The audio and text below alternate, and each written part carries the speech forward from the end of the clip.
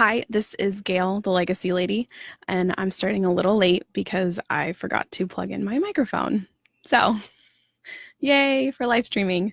Okay, so this is episode 3.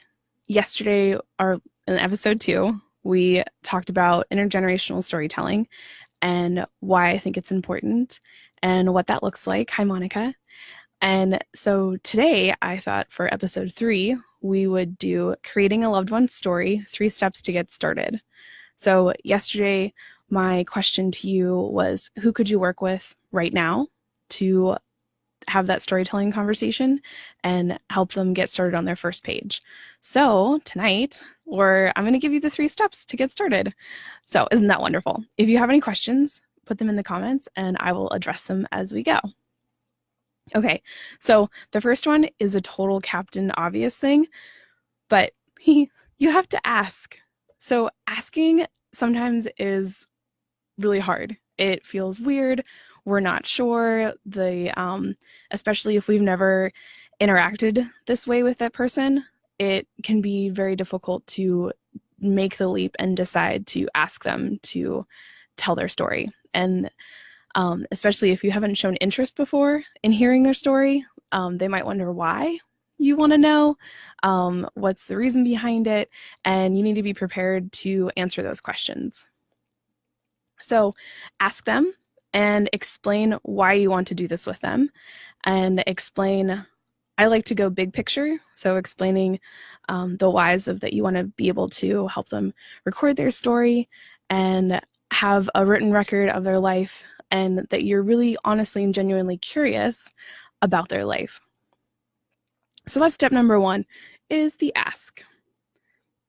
So the second part is making the time. This is also very complicated for some people, myself included. I'm totally in that boat.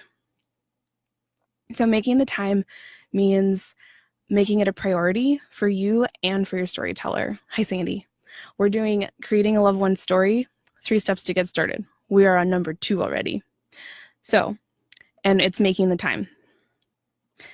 One of the ways we can make the time is figuring out how that person is most comfortable and recognizing that some people might do better on the phone, they might do better in person, or in this day and age, we can do things via video, which is personally how I like to do them, but not everyone in every generation is comfortable with that. So whoever you're working with, you need to be aware of their needs and also your schedule, but their schedule. And however they're most comfortable chatting with you, you need to take into account how long that's going to take, obviously travel time, and then deciding how often you're going to do this. My ideal suggestion is that you make enough time to chat with this person over the course of like 6 to 8 weeks. It's how I've laid the book out. It's how I've laid the course out. And it really gives you a chance to deep dive into memories with people. It gives you a chance to deepen that relationship and an opportunity to build rapport that you probably didn't have before. And I can tell you from experience, and from a lot of people's experiences, that it completely reshapes that relationship with the person that you're helping tell their story. And for that to happen with a family member who maybe you didn't have a great relationship with before, or you didn't know anything about, or you didn't interact with on a regular basis, once you've done those 6 to 8 weeks together, you will have created the habit of being together. Hi, Jen. Hi, Jaylene. Thanks for joining. We're doing creating a loved one's story, 3 steps to get started. And we're talking about number 2, which is making the time. So going back to figuring out how they're most comfortable, recognize their abilities. If someone's hard of hearing, then you're probably going to want to be in person, and just recognize those limitations and being respectful of that person, of where they are in their life right now, and that it isn't about us. It's not about you. It's about the person that you're working with and really what they need. And if the more comfortable they are, the more willing they're going to be to share and to tell deeper feelings and deeper experiences. Sorry, I'm just going to read Monica's comment really quick. She says, I'm talking to my family now about I wish I had this with my Oma. We all need this right now with all of our families. I completely agree, obviously. So I'm so excited you guys are having the conversation. And really, with these lives and doing the videos and everything that I'm doing with this course and talking about it, if it only helps Monica, if it only helps your family do something different, I've accomplished my goal. So my goal is to help families have a constructive way to do this without it feeling big and scary and impossible, and breaking down the pieces so that they're manageable and that you can implement on the fly. Like, you don't have to have 6 to 8 weeks. You can do this with them in 5 minutes. And that'll be a whole other episode, but I have really cool 5-minute storytelling scripts, and they're so much fun. So that's a whole episode on its own. Maybe we'll do that tomorrow. So in the meantime, let's talk about the first time. So the first time you get together with this person, it is it might be awkward depending on who it is, and that's okay. It's totally fine. It's totally fine for you to be nervous. It's fine for them to be nervous, and it's completely understandable. It's new territory, and it's totally a thing. So my advice for this first session is to be as natural as you can be. It's just a regular visit. You're just talking about something different.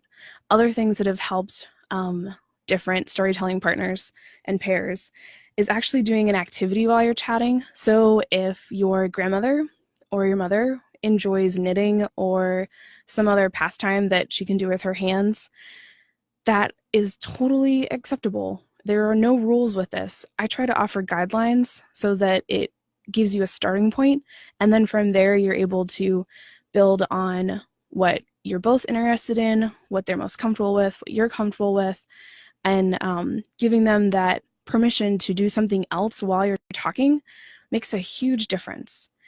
So like I said, that can be knitting, that can be painting, that could be cooking. Having the conversation in the kitchen would be so cool. Like, especially if you picked if you picked a recipe to talk about together and to record that story.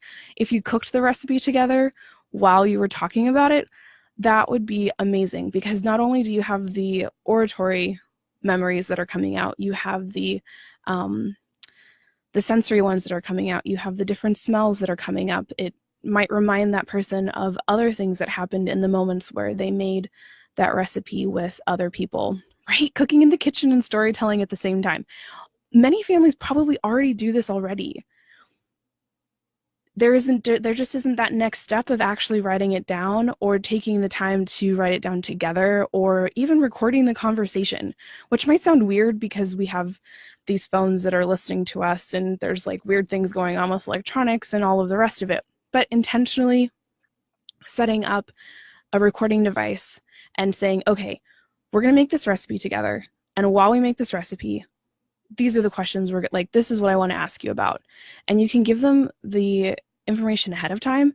That might be helpful, because then they might be able to do research on their own. They might be able to talk to their sister. They might reach out to their brother that they haven't talked to in 5 years. Who knows where this storytelling idea can go? And I've seen it go and spread hundreds of thousands of miles. And people are reaching out to each other all over the globe to get answers to questions they have forgotten to ask, which is, it's a why, it's not a step. But when we forget to ask these things, or when we ask the questions and then we don't remember the answers, which is something I'm horrible with. I will ask the questions all day long, and then I will, not immediately, but depending on what's going on around me, I can't process all of it all the time. And I know that I have this problem, which is part of the reason why I started writing all of this down. Or I'll take a picture and write it down. Hi, Mary, it's nice to see you. We were just talking about cooking in the kitchen and telling stories, and I was actually thinking of you and my mom in book club, and how you guys cook for each other, and then you sit around and you talk about the stories, which I think is really cool. So Monica and I were going back and forth about picking a recipe to make with the person who passed it down to you, and have the conversation about that recipe in the kitchen while you're cooking it, which I just think is really cool. So those are, that's my idea. Monica, if you have anything else to add, feel free. And those are really the three steps. So to recap, they are we were talking about creating a loved one's story, 3 steps to get started.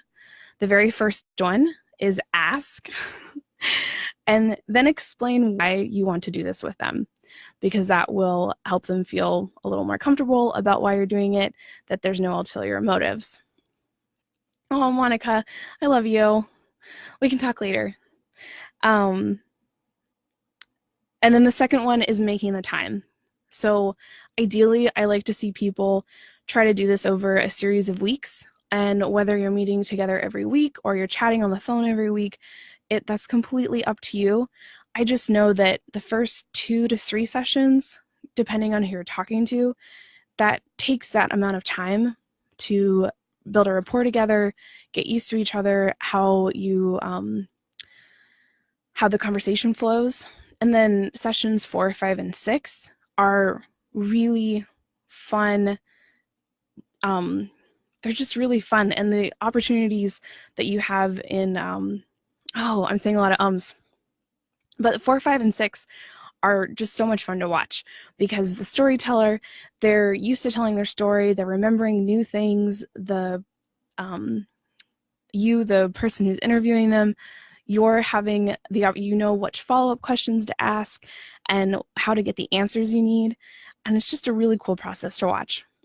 So those are my suggestions on making the time. If you only ever can do one session, do the one session. And when I say session, I'm not talking an hour. I'm talking 15, 20, 30 minutes. It tops. It doesn't have to be a 3-hour-long conversation, unless that's what you guys want.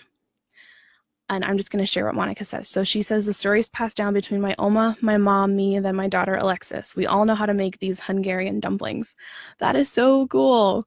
So how fun would that be to have all of those generations that are still there together in the kitchen, making that particular recipe and talking about the first person who passed it down, and then everyone's experience in between of how they made the recipe, when they made it, what were they doing when they made it, when did it happen, and each of you have a different story for that and a different perspective and different memories of that recipe, how it was made, the first time you ate it. Those are all stories that can get written down that we don't think about, or we are thinking about them and it's, oh, well, it's too hard, or that's too much trouble.